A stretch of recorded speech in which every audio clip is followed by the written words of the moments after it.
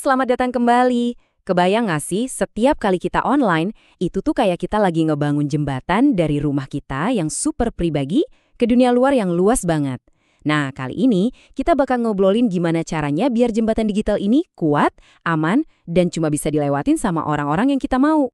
Oke, kita coba dalami analogi ini ya. Bayangin deh, koneksi internet kita itu ya jembatannya. Di satu sisi, ada rumah kita, isinya data pribadi, foto-foto, chat penting. Nah, di seberangnya, itu seluruh dunia. Jembatan ini kan berguna banget, tapi di saat yang sama, ini bisa jadi titik paling rawan. Soalnya, kalau nggak ada pengaman yang benar, jembatan ini bisa jadi pintu masuk buat tamu nggak diundang. Ya, kayak pertas atau penipu gitu. Mereka bisa ngintip, nyuri, atau bahkan ngubah data kita yang lagi lewat di atas jembatan itu. Serem kan? Jadi, gimana dong caranya kita bikin jembatan yang kokoh? Nah, itu dia pertanyaannya. Dan ternyata ada loh aturan mainnya. Ada prinsip-prinsip dasar di dunia cybersecurity buat ngebangun benteng digital yang kuat. Jadi ini bukan cuma soal pasang gembok aja ya, tapi kita harus paham betul fondasinya. Dan ini dia nih fondasinya. Dalam dunia keamanan informasi ada 3 pilar utama yang sering disebut CIA Triad. Bukan agen rahasia ya, tapi confidentiality, integrity, dan availability. Anggap aja ini blueprint atau cetak biru buat membangun jembatan digital kita yang super aman. Yuk kita bedah satu-satu. Pilar yang pertama, confidentiality atau kerahasiaan. Ini simple banget. Intinya, cuma orang yang berwenang yang boleh lihat data kita. Titik. Gimana caranya? Alat utamanya itu enkripsi. Enkripsi itu ibaratnya ngubah surat kita jadi bahasa kode rahasia yang cuma bisa dibaca sama si penerima. Lanjut, yang kedua adalah integrity atau keutuhan. Ini soal mastiin data yang kita kirim itu nyampenya utuh. Nggak ada yang diubah-ubah di tengah jalan. Coba bayangin kita kirim paket pakai segel pengaman. Kalau segelnya rusak pas nyampe, kita langsung curiga kan isinya udah diacak-acak. Nah, persis kayak gitu cara kerjanya. Dan pilar terakhir, availability atau ketersediaan. Logis banget sih ini. Maksudnya, buat apa punya jembatan super canggih dan aman kalau pas kita mau lewat, jembatannya malah ditutup. Ketersediaan ini menjamin data dan layanan kita itu selalu bisa diakses kapanpun kita butuh. Nggak ada tuh ceritanya kena serangan yang bikin semuanya down. Oke, prinsip dasarnya udah kita pegang ya, 3 pilar tadi. Sekarang pertanyaannya, alat-alatnya apa aja nih? Apa aja perkakas yang wajib kita punya buat membangun dan ngerawat jembatan digital kita biar tetap aman? Alat pertama, dan ini yang paling dasar banget, adalah HTTPS.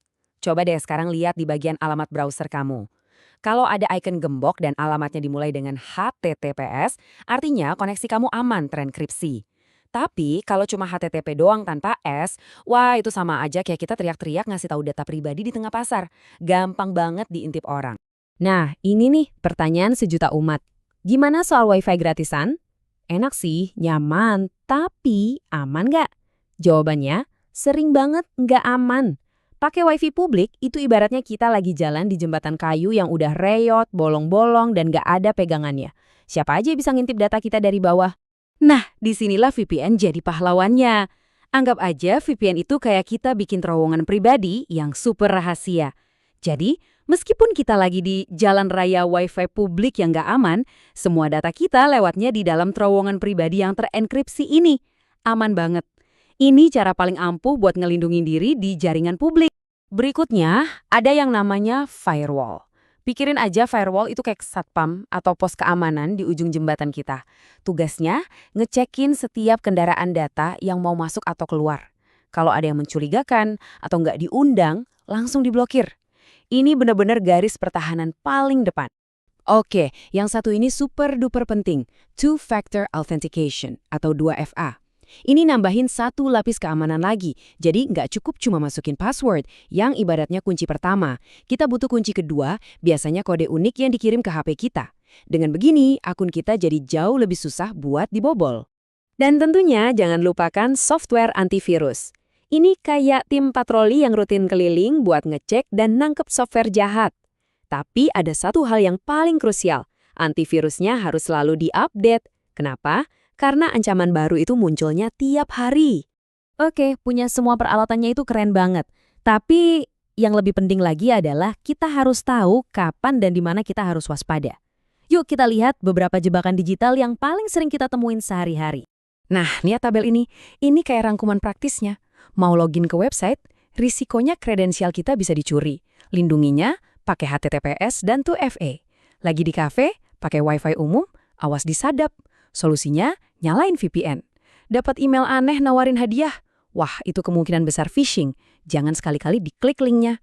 Mau install aplikasi atau download file, pastikan dari sumber resmi dan biar antivirus yang ngecek dulu.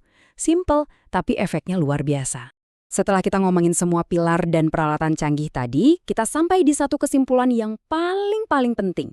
Semua teknologi keamanan itu hebat, tapi komponen keamanan yang paling krusial ternyata adalah kita sendiri. Jadi, ada 3 hal utama yang harus kita pegang. Pertama, ingat, ngelindungin data itu tanggung jawab kita masing-masing. Kedua, enkripsi lewat HTTPS dan VPN itu perisai utama kita di dunia maya. Dan ketiga, ini yang terpenting, biasakan berpikir kritis.